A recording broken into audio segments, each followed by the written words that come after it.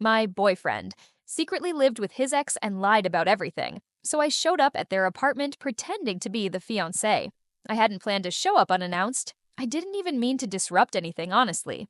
I had the day off and thought I could surprise him, bring lunch, spend a few hours together. It had been a while since we had time just for ourselves, without him being busy with work or his friends, so I thought it would be nice.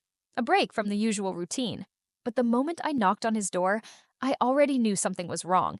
He opened the door, a little too quickly, like he was waiting for me. He didn't look shocked or surprised, which, in hindsight, should have been my first clue. He seemed a little nervous. Not in the "I'm happy to see you" way, but more like in the "I wasn't expecting you, but I don't want to admit it" way. But I didn't pay much attention to it. At least not then. "Hey," I said, trying to act casual. I was trying to keep my voice steady, but it came out a little too light, like I was trying to pretend everything was normal when I knew it wasn't. "Hey," he said back, his eyes briefly flicking past me to the hallway behind me. His voice was tight, and for a moment, I thought I saw something in his eyes. It was gone almost immediately, but it made my stomach twist. "I brought lunch," I said, holding up the takeout bags. I thought the food would break the tension, but instead, it just felt like I was trying to fix a crack in a wall with tape. Great," he said, stepping aside to let me in, but he still wouldn't look me in the eye. He was acting weird, like this was something he didn't want to be a part of. I followed him into the apartment, already uncomfortable. The usual smell of his place, that musky, familiar scent that was part him and part whatever air freshener he liked, felt too thick now, like it was suffocating me. As soon as I stepped into the living room, my stomach dropped. She was sitting there. His ex, the one he always said he wasn't close with anymore, the one he reassured me 100 times was just a friend and not a threat, the one I'd been asking him about for months. And there she was, sitting on his couch, scrolling through her phone. She looked up for a second when I walked in, but then went right back to what she was doing, as if I wasn't even there. And that's when I realized I wasn't. Not really. Not in the way I thought. The conversation between us, the relationship I thought I understood, it had all been a lie. I tried to swallow my anger, but it was hard. He hadn't even bothered to warn me that this was happening. Not a single word, not a single sign that this might not be just some casual visit. He'd let me walk right into it. "Who's this?" I asked, but my voice wasn't the calm, collected one I had hoped for. It came out sharp, accusing. "Oh, this is—" He stopped himself. I could see the panic rising in his face. "She's just here visiting for the weekend." "Really?" I couldn't stop myself. "The weekend? It's Tuesday." I looked at her face, her casual posture, and how she didn't even seem surprised to see me. In fact, she barely seemed interested. That's when it hit me. This wasn't the first time she'd been there. I glanced back at him. "You told me she was just a friend, and now she's here, living with you?" He rubbed the back of his neck, avoiding eye contact, but I didn't let him deflect. "How long have you been living together?" I don't know what you think, but—" He stopped. "She's just staying here for a while, that's all." I laughed, though it wasn't funny. "A while? In your apartment? For how long? How long has this been going on? You've been lying to me this whole time, haven't you?" His mouth opened, but nothing came out. He was silent, probably trying to find a way to twist the truth so it didn't look like the mess it was. "I don't want to hear any more lies," I said before he could speak.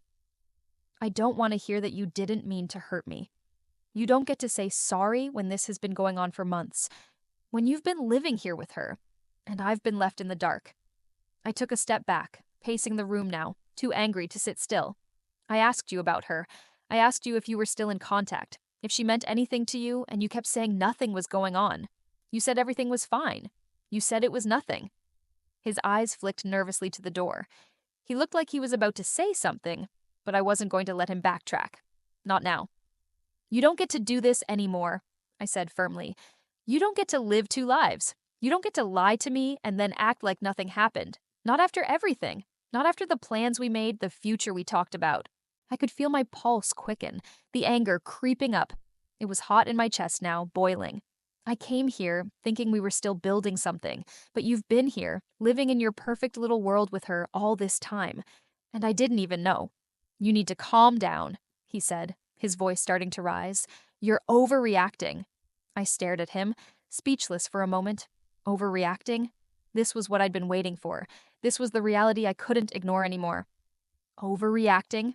I asked quietly, my voice low. You think this is an overreaction? Let's talk about this, he said, stepping forward as though he could fix it with a few words. I shook my head. I'm done. I'm done listening to whatever excuse you have left. I don't want to hear it. He took a step back. His expression had turned defensive, like I was the one who was wrong, like I was the one who was blowing things out of proportion. But I was done. I wasn't going to stay and let him spin his web any longer. I turned toward the door. I'll give you two some time to figure this out, I said, not looking back at him or her. I'm done here. As I walked out, I could feel the weight of everything shift. This wasn't just about him anymore. It was about me choosing to walk away, to stop being part of something that was never meant to be. I didn't hear from him for a few days after that. Not a single text, not a phone call. It was like I had just walked out of his life and he let it happen. And in a way, I guess I had. I let myself walk away from the illusion of what we had built. It wasn't the first time he'd disappeared like that, but this time, it felt different. There was no, hey, I'm sorry text. No long phone call to try to explain himself, to apologize for everything he'd hidden from me. He didn't even try to fix it. I wasn't sure if I was relieved or angry, maybe a little bit of both. Either way, it didn't change the fact that the lie had been there, hanging between us all along. I tried to focus on other things. Work, friends, even binge watching a few shows to keep my mind off it. But there were moments, late at night, when the silence was too much. The nights when I thought about what had really been happening behind the scenes, the lies he'd told, the excuses he'd made.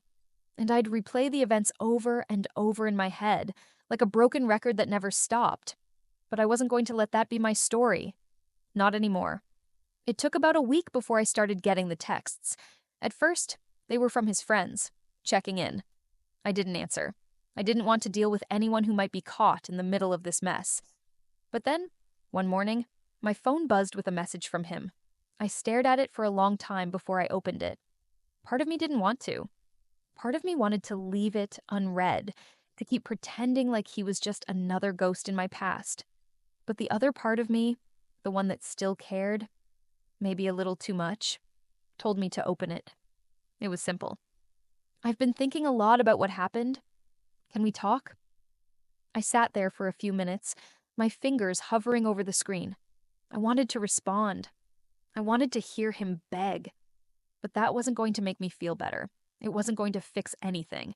It wasn't going to change the fact that he lied, that I had been the one left holding the pieces of what he'd shattered. I didn't respond. The next day, he texted again. This time, the message was longer. I didn't mean to hurt you. I never wanted this to happen. I'm sorry. I was just scared of losing everything and messing things up. Please, let me explain.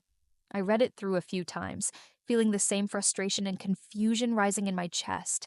I knew exactly what he was doing. He was trying to guilt me into talking, into forgiving him, but I didn't want to be part of that narrative anymore. I thought about calling him out. I thought about sending a message that would shut him down for good. But I also knew that would mean I was still letting him control the situation, even if it was in a different way. So, I blocked his number. And for the first time in a long time, I felt something close to relief. The days that followed were quieter. The tension that had been hanging over me started to dissipate. There were still moments when I thought about him, when I wondered if I had made the right decision. But I didn't let myself get lost in those thoughts for too long. I spent the next few weeks focusing on myself. I started picking up old hobbies I had let go, reconnected with friends I had been too busy to see, and just tried to figure out what it meant to live without him in the picture. It was hard, but it was also freeing. Then, one evening I got a call from one of his friends, Ben. Hey, I know things are messy right now, but he's been really upset. He says he made a mistake, and he wants to talk to you. I think you should hear him out. I didn't know what to say. Part of me wanted to tell Ben to mind his own business. But another part of me wanted to know if there was anything left to salvage, if he had any real explanation for everything that had happened. I don't think it's a good idea, I said after a long pause. He lied to me, and I don't think I need to hear anything he has to say. Ben was quiet for a moment before he spoke again. I get it. I do. But he's been going through a lot. And I think you're the only person who can make sense of it for him. I hung up before I could say anything else. A few more days went by. And then the message came. I know I messed up. I was selfish, and I took you for granted. But I miss you. I miss us. I need you to know that I'm sorry for everything. I know I don't deserve it, but I just want a chance to make things right. Can we meet? I stared at the message, feeling that familiar ache in my chest. I didn't want to meet. I didn't want to open that door again. But I also didn't want to be left wondering if I had missed something important. I decided to meet him. We agreed on a cafe. When I walked in, I spotted him right away. He was sitting at a table by the window, looking like he hadn't slept in days. The sadness on his face was hard to ignore, but it wasn't enough to make me forget what he had done. I'm glad you came, he said quietly, not making eye contact at first. I sat down across from him. You wanted to talk? He nodded, his hands shaking slightly. I owe you an apology. For everything. For the lies. For making you feel like you didn't matter. You were always there for me, and I wasn't there for you when it mattered. I didn't say anything. I just looked at him, trying to gauge if he was really sorry, or if this was just another attempt to get me back. I messed up, he repeated, and I'm not asking for you to forgive me. But I want you to know that I've learned a lot from this. I should have never taken you for granted. I don't know if I can believe you anymore, I finally said.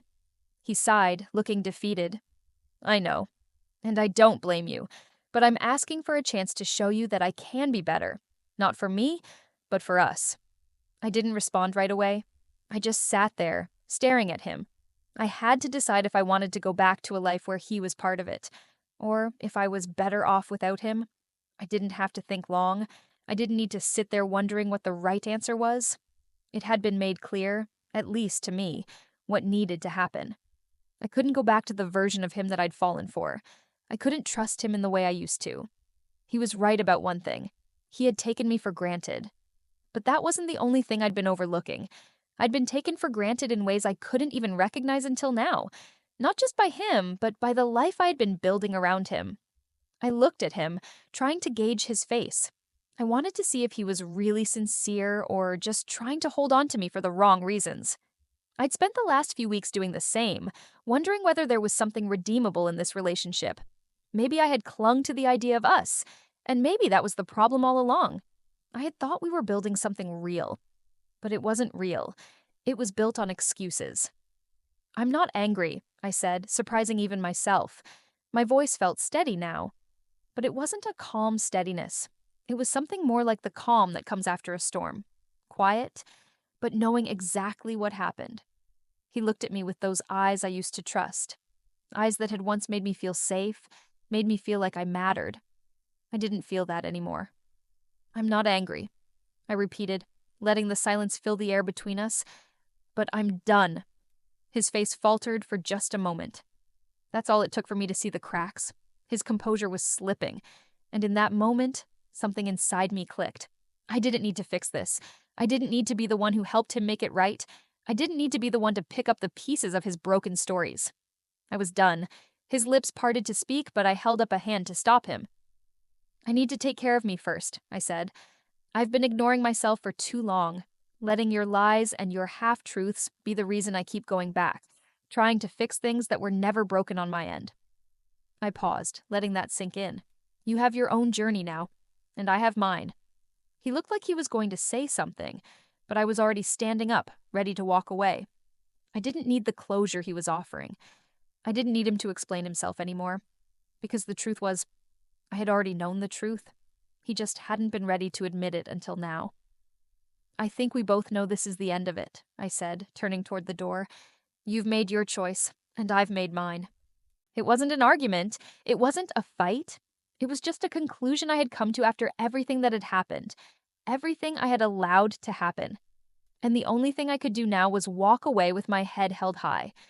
I didn't look back. As I stepped out of the cafe, the cold air hit me, sharp against my face. I could feel a little bit of that old weight lift from my shoulders. It wasn't gone completely, but it was lighter than before. And that was enough for now. The next few weeks felt strange, almost surreal. I wasn't sure if it was because I had finally faced the truth about him, or because I had taken the first step toward living my life without him. Whatever it It was a step I had needed to take. I didn't expect him to contact me again. I thought that chapter was closed, finished, but life doesn't always work like that, does it? A week later, my phone buzzed with a message from an unknown number. I hesitated before opening it. I wasn't sure what to expect. I hadn't heard from him since the cafe, and the fact that it had taken this long felt like enough of a statement in itself. I clicked on the message. It was from him, and it wasn't what I expected at all. He said, "I've been thinking a lot, and I understand now what I did to you. I'm sorry for everything. I won't ever try to contact you again. I just wanted you to know that you were right about everything. I was selfish, and I treated you unfairly. I never deserved you, and I'm sorry." The message was long, full of apologies, and it sounded genuine, but I didn't feel the rush of emotions I thought I would. There was no relief, there was no closure. It was just a message, a note, a brief attempt at trying to make peace with himself. But it wasn't for me. I thought about it for a while. What did I want to do with it? What did I want to say? And I realized I didn't need to say anything at all. I blocked his number. Again. This time, there was no hesitation.